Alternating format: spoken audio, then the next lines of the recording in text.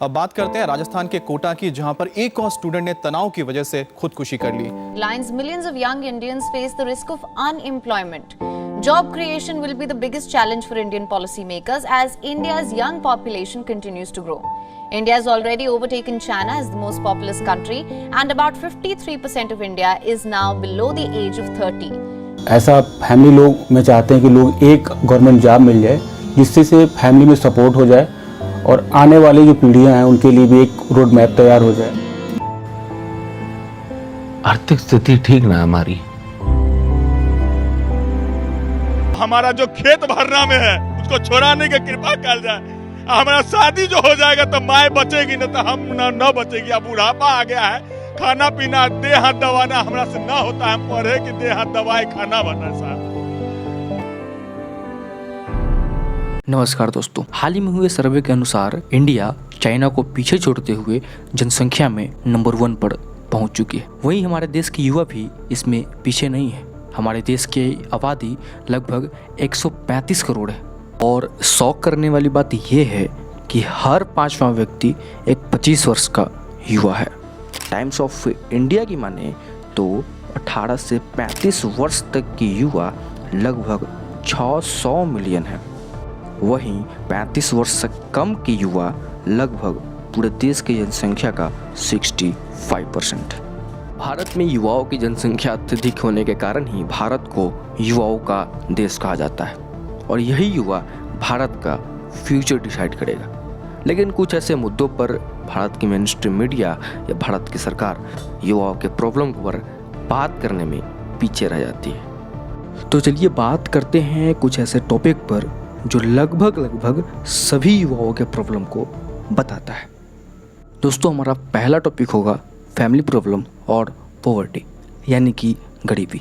वैसे Bharat top 5 largest economy में आता है, लेकिन आज भी लगभग 30 करोड़ ऐसे लोग हैं जो गरीबी रेखा से नीचे अपना जीवन यापन कर रहे हैं।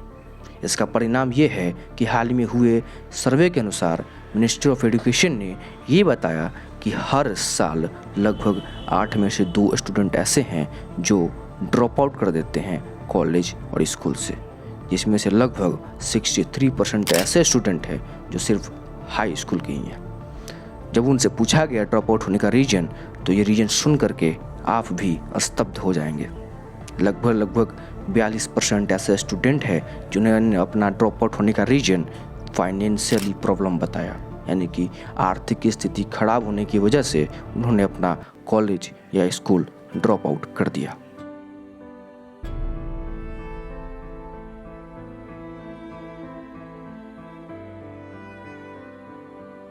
इंडिया में अगर नर्सरी से क्लास 12th तक पढ़ाई की जाए तो लगभग 40,000 यानी कि 40,000 से 2 लाख पर ईयर एवरेज लग जाते हैं।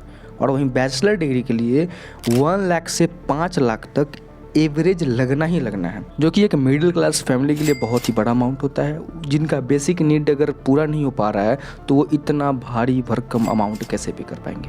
इसका अंदाज़ा इससे लगा सकते हैं कि 2011 तक उपलब्ध डाटा के अनुसार इंटरनेशनल लेबर ऑर्गेनाइजेशन ने बताया उम्र 5 से 14 वर्ष यानी कि 5 to 14 ईयर्स के लगभग 10 मिलियन और वहीं 15 to 18 ईयर्स के लगभग 23 मिलियन ऐसे बच्चे हैं जो इंडिया में चाइल्ड लेबर के कैटेगरी में आते हैं। यानी कि वो बच्चे जो स्कूल और कॉलेज की पढ़ाई छोड़ करके अपना बेसिक नीड को पूरा करने के लिए रोजमर्रा का काम करने पर मजबूर हैं। Why do you work here? कमा ली तो दाल उल किन के चावल किन के खाई।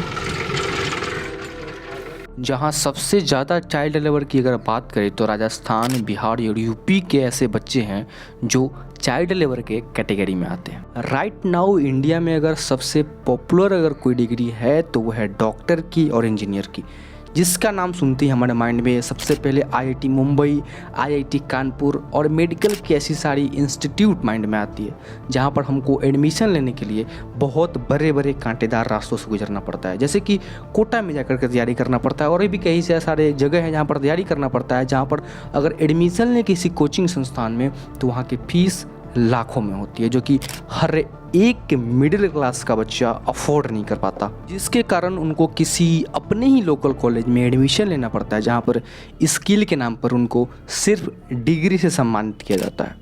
अब जिनके पास स्किल नहीं है तो उनके पास कुछ ही ऑप्शन बचते हैं, जिनमें से सरकारी नौकरी की तैयारी करना हो। और जो स्टूडेंट सरकारी जॉब की तैयारी में लग जाते हैं, अगर जिनकी फाइनेंशियली स्थिति ठीक है, वो तो किसी भी तरह सर्वाइव कर लेते हैं, लेकिन जो कमज़ोर हैं आर्थिक रूप से, उनके पास 2-3 साल के अलावा ऑप्शन बचता नहीं है।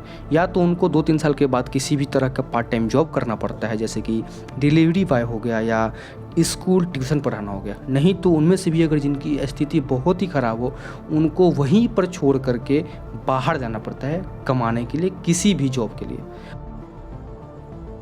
आर्थिक स्थिति ठीक ना हमारी।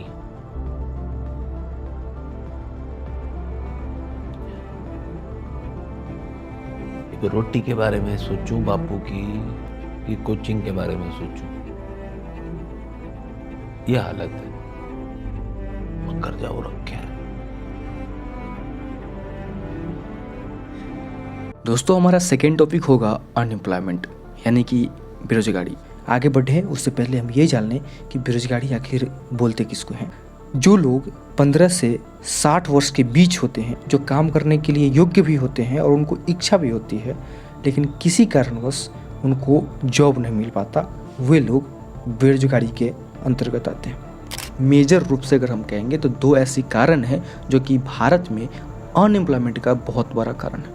एक हो गया क्वालिटी ऑफ एजुकेशन और दूसरा हो गया पॉपुलेशन। इनमें से किसी भी एक को हम बेरोजगारी का कारण नहीं मान सकते हैं। कहीं ना कहीं दोनों ही हमारे देश में बेरोजगारी के लिए बड़ा कारण है। तो मैं स्टार्ट करते हैं पहले पॉपुलेशन से। 2021 में ये OECD यानी कि organisation for economics corporations and development ने एक डाटा साझा किया, जिसके अनुसार भारत में अभी भी लगभग 700 से 900 मिलियन ऐसे लोग हैं जो कि वर्किंग एज के अंतर्गत आते हैं। अगर आपको वर्किंग एज के बारे में नहीं पता तो बता दें कि ऐसे लोग जिनकी उम्र 15 से 64 वर्ष के यानी कि 15 to 64 ईयर्स के बीच होते हैं, वो लोग वर्किंग एज के अंतर्गत आते हैं, जिसमें आने वाले कुछ सालों में लगभग 10% की वृद्धि भी होगी। ये तो हो गई इसकी एक पॉजिटिव पहलू, लेकिन इसकी एक बहुत बड़ी नेगेटिव पहलू भी है। देखिए, हमारे देश में युवाओं की जनसंख्या इतनी है कि हमारे पड़ोसी देश नेपाल, बांग्लादेश, अफगानिस्तान, इवन पाकिस्तान की भी पूरी जनसंख्या को भी मिला दे तो बराबरी नहीं कर पाएगी। टाइम मैगजीन और भी बहुत सारे ऐसे चैनल ने ये बताया कि अगर भारत में अभी भी 2 चाइल्ड पॉलिसी अगर लागू कर दे, फिर भी भारत का जो जनसंख्या है रुकेगा नहीं। एक समय ऐसा आएगा कि भारत डेमोग्राफिक डिजास्टर के रूप में खड़ा होगा, यानी कि जनसंख्या आपदा से घिरा होगा, जिसका असर भी दिखता है। भारत में लगभग लेबर पार्टिसिपेशन रेट अगर बोलेंगे तो 39.8 है, यानी कि लगभग 40%। बाकी के जो 60% है वो तो काम ही नहीं करना चाह रहे हैं। इसका मतलब ये है कि या तो वो किसी भी गवर्नमेंट जॉब की तैयारी में लगे हुए हैं या कहीं सोशल मीडिया पर हमारे ही जैसे टाइम वेस्ट कर रहे हैं। अब इसका एक एग्जांपल देता हूँ। 2022 में SSC MTS, SSC यानी कि स्टाफ सिलेक्शन कमीशन, जो कि एग्ज़ाम प्रोवाइड करवाती है, इनके द्वारा MTS के लगभग 7500 सीटों पर वैकेंसी निकाली गई थी, जिसमें से आप शॉक हो जाएंगे कि लगभग 40 लाख ऐसे स्टूडेंट थे, उन्होंने फॉर्म भरा था, यानी कि एक सीट पर लगभग 53 स्टूडेंट। Can you imagine? इससे भी ज़्यादा, लेकिन मैं एक छोटा सा एग्जाम्पल दिया हूँ।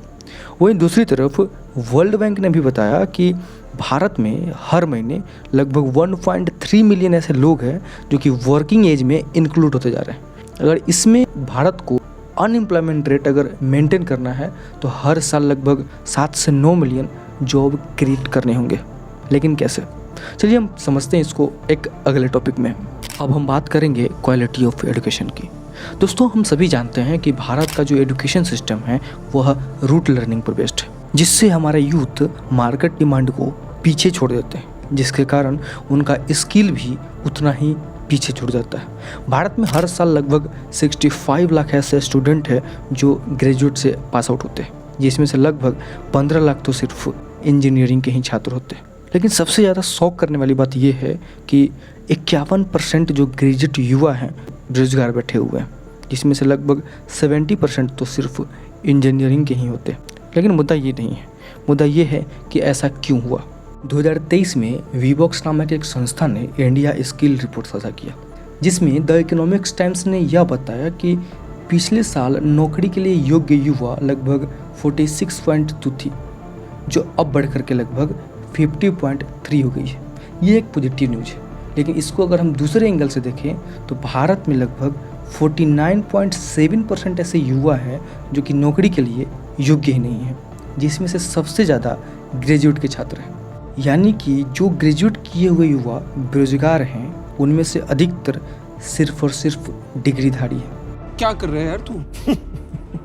तो मजाक है क्या? ये मैं नहीं बोल रहा हूँ, ये वीबॉक्स की रिपोर्ट बोल रही है। वीबॉक्स जिसने लगभग 3 से 4 लाख स्टूडेंटों का टेस्ट लेकर के ये रिजल्ट साझा किया। अब देखिए, इसमें डायरेक्ट हम युवाओं की गलती भी नहीं डाल सकते। किसी अपने शहर से बाहर नहीं जा सके, वो अपने ही लोकल कॉलेज में एडमिशन लिया, जिसका कारण ये था कि उनको स्किल के नाम पर सिर्फ डिग्री दिया गया। और भी ऐसे बहुत सारी न्यूज़ है। हाल ही में एक न्यूज़ पब्लिश हुआ जिसमें से सबसे ज़्यादा इंजीनियरिंग के फेक कॉलेज अगर कहीं है तो वो है दिल्ली में। ऐसे में सवाल ये उठता है कि जहां वर्ल्ड बैंक ने ये बताया कि भारत को एम्प्लॉयमेंट रेट मेंटेन करने के लिए हर साल 7 मिलियन से 9 मिलियन तक के जॉब क्रिएट करने होंगे, उसमें से क्या ऐसे लोग जिनके पास कोई स्किल ही नहीं है जॉब प्राप्त कर सकेंगे कि नहीं। इसलिए हमको चाहिए क्या कि इस पढ़ाई के साथ साथ हमारे पास स्किल भी उतना होना चाहिए जो कि आने वाले किसी भी फैक्टर में हमको जल्दी से जल्दी नौकरी लग जाए। आफ्टर ऑल हम एक ऐसे टॉपिक पर आए हैं जो हमारे लिए वाकई में सीरियस है। डिप्रेशन एक अकेलापन का भाग होता है। ये तब होता है जब हम अपने आप को प्री मैच्योर दिखाने लगते हैं और सबसे अपने आप को अलग समझने लगते हैं। अब देखो, भारत में हर घंटे में लगभग 1 सुसाइड होता है, जो कि सबसे ज़्यादा डिप्रेशन के कारण होता है।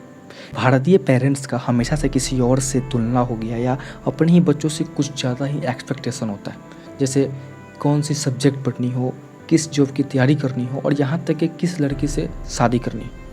कभी कभी यही एक्सपेक्टेशन इतना ज़्यादा हाई हो जाता है जो डिप्रेशन का कारण बन जाता है।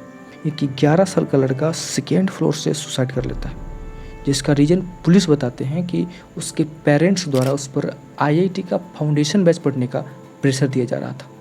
NCRB ने एक डाटा साझा किया जिसमें 2021 में सबसे ज़्यादा सेकेंडरी लेवल के 24.0 और मिडिल लेवल के 19.1% ऐसे बच्चे थे जिन्होंने सुसाइड कर लिया, और वहीं 8.8 ऐसे स्टूडेंट जो कि बेरोजगारी के कारण सुसाइड कर लिए। अब देखो, जहाँ जिस कल्चर में एक पार्टिकुलर जॉब वाले को ही स्पेशल ट्रीट दिया जाता हो, वहाँ एक नॉर्मल लड़का लो ही फील करेगा। अब जो लड़का 5 साल से गवर्नमेंट जॉब की तैयारी कर रहा हो पटना या दिल्ली में रह करके, जिसके पिताजी का तबीयत ठीक नहीं, उसके घर में उसकी बहन की शादी करनी, उसकी मम्मी की टेंशन से हालत ख़राब है, तो वो लड़का डिप्रेशन में ही जाएगा।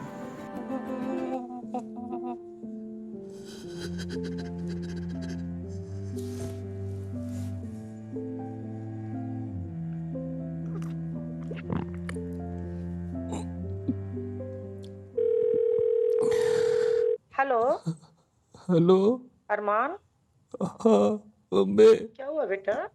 सब ठीक तो है ना?